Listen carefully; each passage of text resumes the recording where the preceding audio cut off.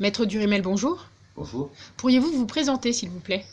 Harry Jawad Durimel, je suis avocat et militant écologiste, je suis conseiller régional et conseiller municipal aussi à Pointe-à-Pitre.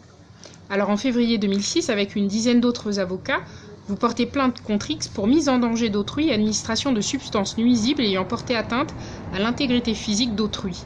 Est-ce que vous pourriez nous dire ce que c'est, ou est-ce que vous en êtes aujourd'hui de cette plainte?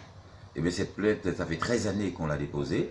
Elle a connu des vicissitudes multiples et variées. On s'est heurté à la résistance du procureur de la République pour empêcher le dépôt et l'expulsion de cette plainte. Mais aujourd'hui, grâce à notre ténacité, nous avançons devant le pôle santé du tribunal de grande instance de Paris, où le juge d'instruction a fait droit à une demande qu'on a formulée d'entendre un certain nombre d'acteurs de ce procès.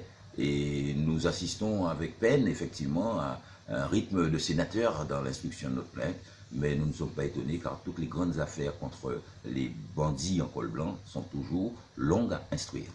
Mais les motifs qui ont conduit au dépôt de cette plainte, on a parlé du principe de précaution. Quels sont les autres motifs qui vous ont conduit à porter plainte? Eh bien, nous avons décidé de porter plainte parce que la mobilisation sur le terrain s'essoufflait et nous avons donc décidé de prendre l'État français à son propre jeu, aux violations des normes de l'État de droit et notamment la violation du principe de précaution qui imposait aux décideurs de prendre des mesures, même dans l'incertitude, sur la toxicité du chlordécone. En fait, des certitudes, il n'y en avait pas, puisque de nombreux rapports existent depuis les années 70, depuis l'explosion de l'usine de Hopewell en Virginie et du bannissement de ces produits aux États-Unis.